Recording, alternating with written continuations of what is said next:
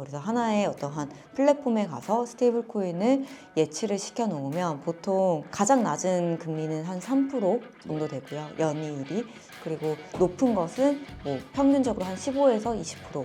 그리고 정말 위험하게 높은 것들은 뭐 100% 주는 것들도 있긴 한데 그런 식으로 예치를 시켜놓고 이자를 받을 수가 있습니다. 달러가 종이에서 디지털로 옮겨가고 있습니다. 이제 돈의 이동이 아니라 부의 구조 전체가 바뀌는 시대가 오고 있죠. 오늘은 그 변화를 누구보다 깊이 있게 분석하신 분을 모셨습니다. 스테이블코인 부의 대이동의 저자 이지민 작가님 나오셨습니다. 작가님 안녕하세요.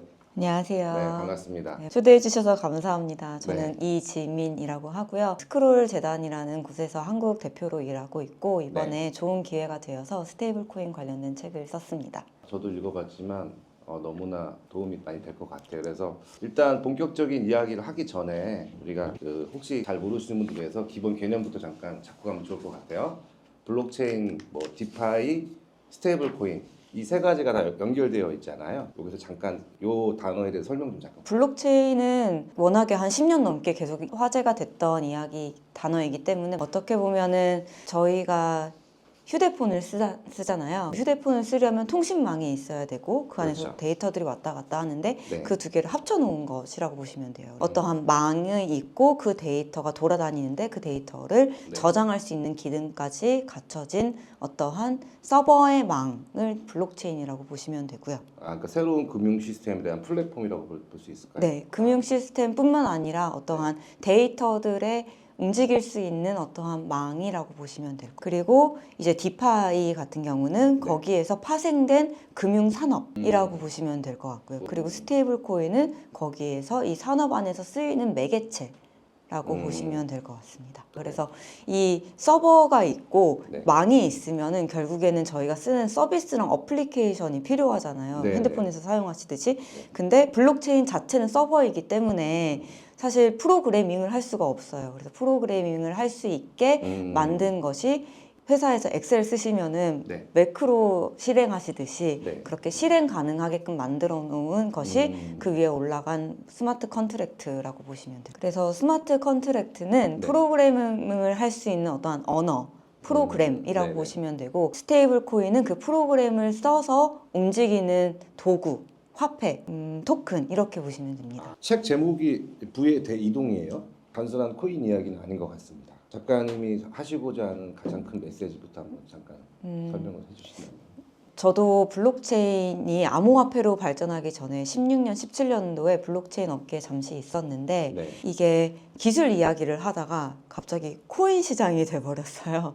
그래서 이 코인에서 등락도 심하고 또 이 코인으로 돈을 많이 벌었던 사람들 그리고 돈을 많이 잃었던 사람들이 있는데 이것들이 조금 더 현실적으로 저희한테 삶에 다가올 수 있는 어떠한 이제 게이트웨이 관문이 어떻게 보면은 스테이블 코인이 된 것 같고 그것에 대해서 조금 더 현실적인 이야기를 하고 싶었어요. 이게 도대체 무엇이고 우리가 상상으로만 하는 이거를 스테이블 코인이라고 하면 돈을 벌 수 있을 것만 같다는 사람들이 계신 것 같은데 저 같은 사람.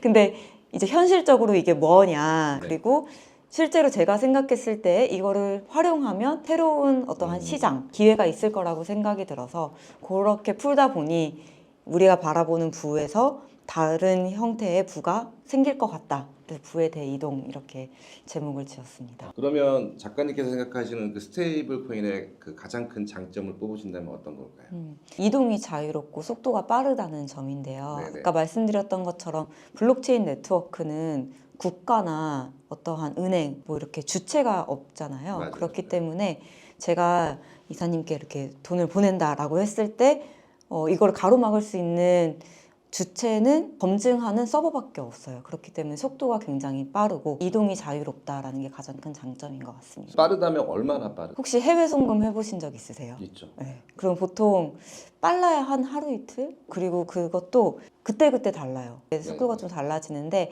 스테이블 코인을 만약에 활용한다라고 하면은 거의 1분 내로 모든 것들이 가능하고 만약에 금액이 정말 크다라고 하면 조금 달라질 수도 있지만 그래도 1분 내로 송금이 가능하다는 점. 그럼 이 속도 때문에 또 무역 결제 시스템에게도 많이 영향을 또 끼칠 것 같은데요.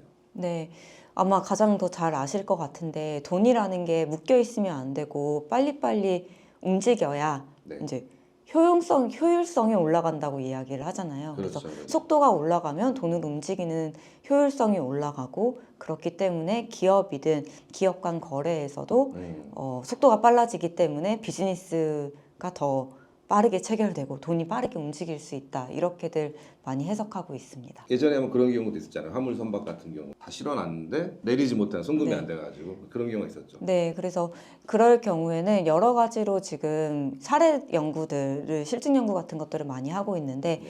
예를 들어 화물이 도착했다라는 어떠한 그 원장이 있잖아요. 그 네. 원장을 시스템에서 등록을 하면 아까 말씀드렸던 스마트 컨트랙트가 이게 들어왔다라는 걸 확인을 하고 네. 바로 돈을 송금을 해버립니다. 그러면은 사람이 개입하지 않기 때문에 시스템에서 돌아가기 때문에 그냥 그대로 바로 물건을 내려서 운송을 할 수 있는 형태가 만들어지기 때문에 훨씬 더 효율적으로 비즈니스를 할 수가 있죠. 만약에 개인으로 봤을 때 개인이 할 수 있는 가장 먼저 많이 쓰이는 데가 지금 어디라고 보시나요? 많이 쓰이는 곳은 제3국이라고 보고 있는데요. 뭐 네네. 아프리카, 뭐 라틴 네. 아메리카에서 가장 많이 쓰인다고 보여지고 그들이 쓸 때에는 이런 형태로 많이 쓰는 것 같아요. 이제 한국과 다르게 은행과도 연결이 되어 있어서 스테이블 코인을 받으면 앱으로 받거든요. 앱으로 네. 받으면 바로 제가 친구한테 은행으로 쏴주거나 토스나 카카오톡으로 송금하기처럼 친구한테 바로 앱으로 보내거나 네.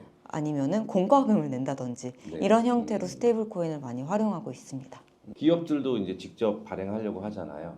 지금 개인 말고도. 네, 그렇죠. 그래서 기업 입장에서는 어떻게 보면은 새로운 수익원으로도 보고 있는 것 같습니다. 보통 기업이 사업을 할 때 밸류 체인을 전부 다 가져가려고 하잖아요. 여기서 시작했을 때 앞단으로 확장하든지 뒷단으로 확장하든지 그래서 결제를 갖고 있는 회사들은 이 뒤까지 가서 블록체인, 그다음에 스테이블 코인 발행 이렇게까지 가져가면 실제로 그 생태계 안에서의 생기는 수수료를 낮출 수도 있고 낮추는 수수료에 따라서 마진을 가져갈 수도 있고 스테이블 코인을 발행하면서 얻게 되는 그 자본금, 준비금을 운용하면서 나오는 수익도 있기 때문에 그런 어떠한 새로운 비즈니스 가치 사슬의 확장의 연장선으로 보면서 사업을 좀 확장하려는 움직임으로 보여지고 있고요. 대표적인 사례가 스트라이프인 것 같아요. 그래서 스트라이프가 결제 중심의 회사였는데 지금은 블록체인을 만들고 있거든요.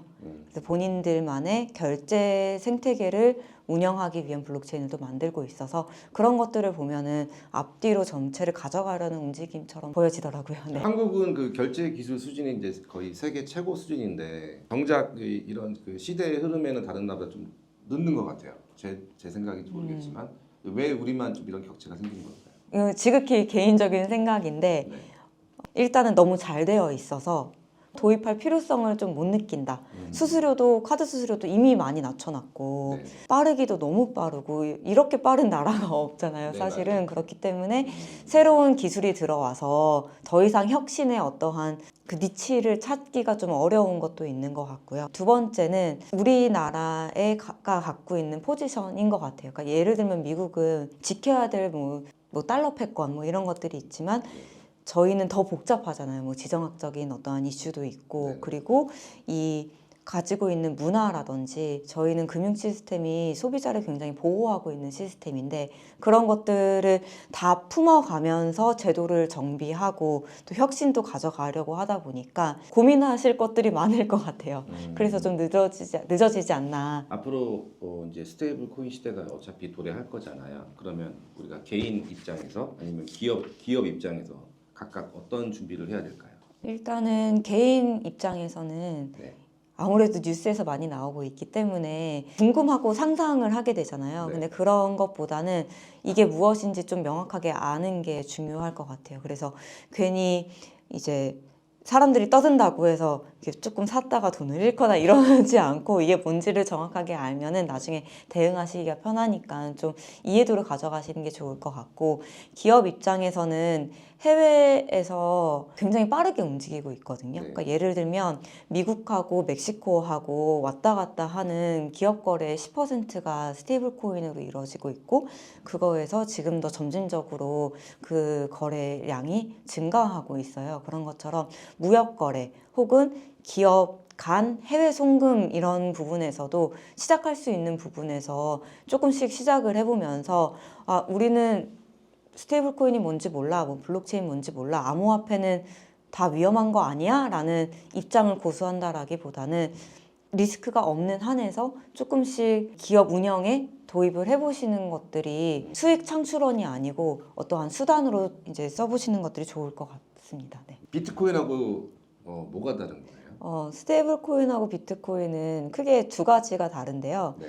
비트코인은 완전 초창기의 블록체인이에요. 네. 그래서 스마트 컨트랙트 기능이 없어요. 그래가지고 네. 뭔가 스테이블 코인을 비트코인 기반으로 만들기가 어렵습니다. 그러니까 비트코인을 담보로 잡을 수는 있지만 네. 그래서 아예 기본 기술 구조가 다르다는 점. 그리고 두 번째로 다른 것은 비트코인은 가격의 변동성이 있기 때문에 그렇죠. 많은 사람들이 자산으로 평가하고 있고요. 네. 스테이블 코인은 안정적이기 때문에 실생활에서 쓸 수 있는 뭔가 현금성이라고 많이 파악하고 있는 게 큰 차이점. 그럼 한국과 다르게 이제 중국은 디지털 위안화를 추진 중인데 CBDC라고 하죠. 중국은 CBDC를 쓰고 그다음에 스테이블 코인하고는 이제 뭐가 어떻게 다를까요? 가장 다른 점은 CBDC는 정부가 주도하는 네. 스테이블 코인이고요. 둘 다 스테이블 코인은 맞거든요. 그리고 그냥 저희가 일반적으로 말하는 스테이블 코인은 민간 기업이 주도하는 스테이블 코인이다라고 보시면 됩니다. 그래서 중국에서는 사실 그 ECNY라고 해서 추진만 하는 것이 아니고 실증에서도 많이 활용되고 있다고 저는 알고 있고 정부에서도 이제 주도적으로 확산을 좀 도모하려는 것 같고 대신에 한국 같은 경우에는 앞서 저희가 얘기했던 것처럼 조금 규제나 아니면 소비자 보호 그리고 민간의 참여 이런 것까지 고민을 하시느라 좀 늦어지는 경향이 있다고 보는데 사실 저는 개인적으로 우리나라 성향 그리고 제가 한국에 살고 있기 때문에 정부의 보호가 일정 부분은 필요하다고 생각이 들거든요. 그래서 어떠한 결과가 나올지는 모르겠지만 네. 그 중국의 CBDC 그리고 미국의 뭐 스테이블 코인 정책, 뭐 지니어스 액트 이 두 개의 극단에서 중간점을 찾지 않을까 결국에는 공존하는 그림이 되지 않을까라고 예상하고 지금 있습니다. 개인 입장에서는 스테이블 코인으로 이걸 어떤 수익을 낼 수 있을지가 제일 궁금하거든요. 이제 저희가 월급을 받으면 보통 5대5라고 하잖아요. 5는 뭐 생활비로 쓰고, 네네. 50%는 뭐 저축을 하든 투자를 하든 이렇게 하라고 많이들 이야기하는데 스테이블 코인도 결국에는 돈이라고 저는 생각이 들어서 생활비로 쓰거나 아니면 이제 결제해서 아까 말씀드린 것처럼 쓸 수 있고 이 다른 예시로는 적금 같은 데에 들어서 안전하게 이자를 받을 수도 있고요. 그리고 투자를 할 수도 있습니다. 그래서 이자를 받는다라는 것은 스테이블 코인을 이제 예치하거나 스테이킹을 한다라고 이야기를 해요. 그래서 하나의 어떠한 플랫폼에 가서 스테이블 코인을 예치를 시켜 놓으면 보통 가장 낮은 금리는 한 3% 정도 되고요. 연이율이. 그리고 높은 것은 뭐 평균적으로 한 15에서 20%.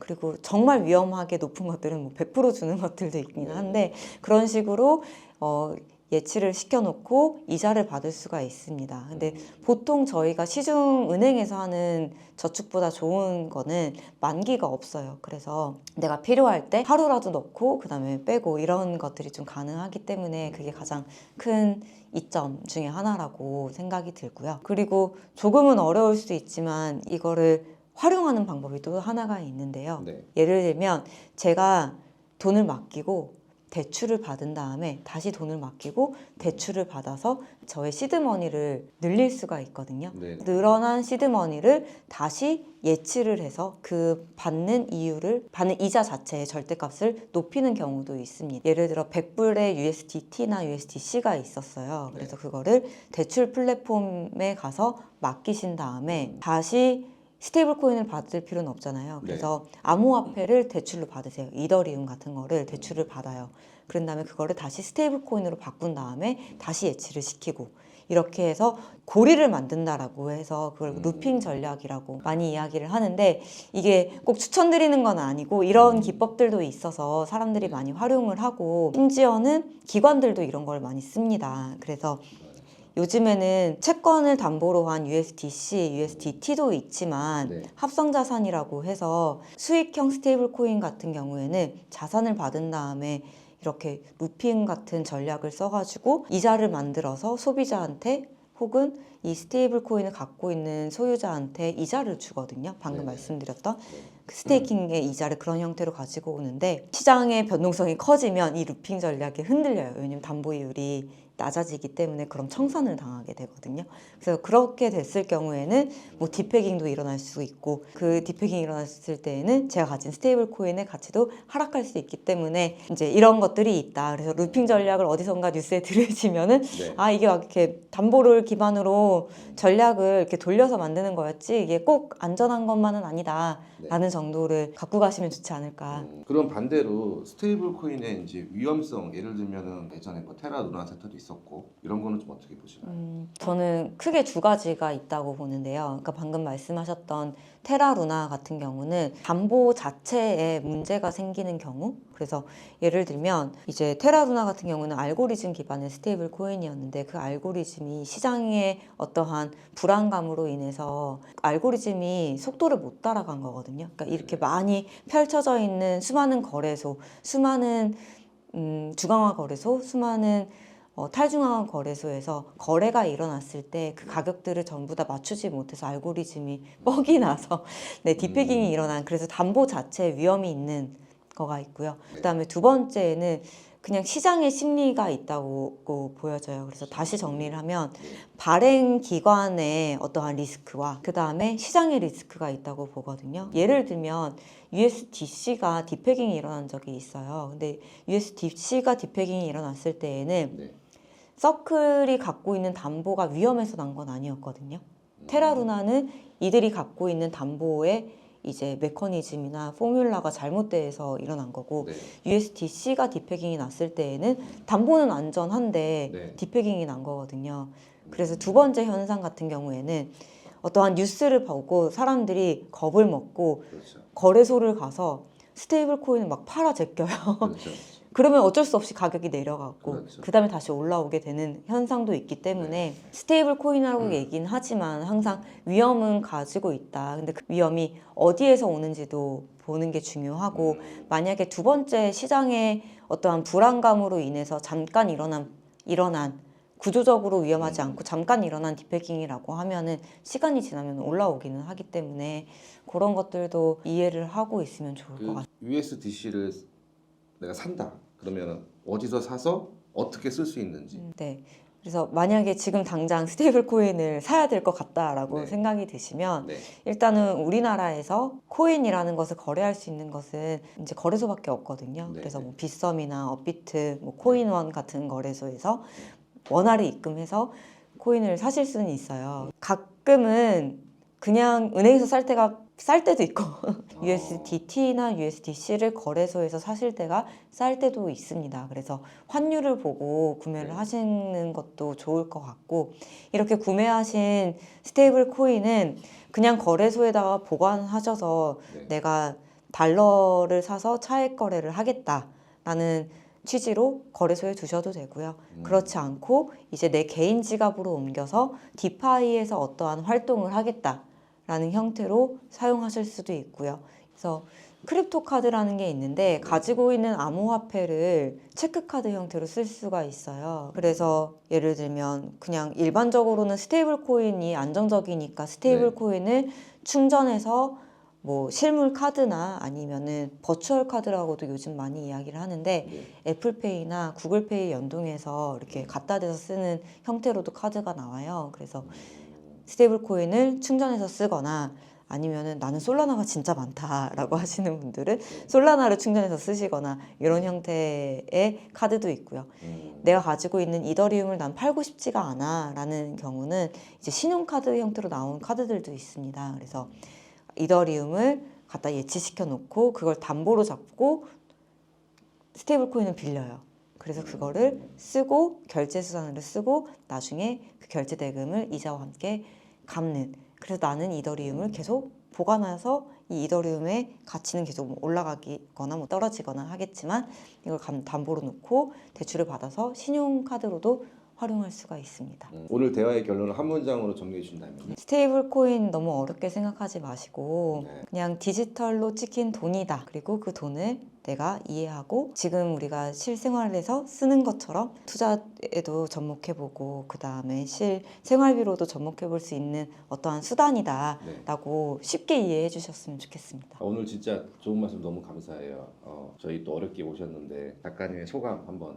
네, 오늘 초대해 주셔서 너무 감사드리고요. 아이. 제가 막 하고 싶은 말이 너무 많았는데 막 다 풀어놓지 못해서 좋은 기회 주셔서 12월 6일 날 네. 저희 오프라인 강의 있으니까 많이 오셔서 질문도 많이 해주시면 좋을 것 같고 저도 조금 더 실생활에서 쓰일 수 있는 이야기들을 준비해서 오도록 하겠습니다. 오늘 진짜 이렇게 시간 내주셔서 너무 감사드리고요. 오늘 저한테 개인적으로도 너무 좋은 시간이었던 것 같습니다. 저희 경제독자를 찾아서 다음 시간에도 더 좋은 콘텐츠로 찾아뵙도록 하겠습니다. 작가님 오늘 감사합니다. 감사합니다. 네, 고맙습니다.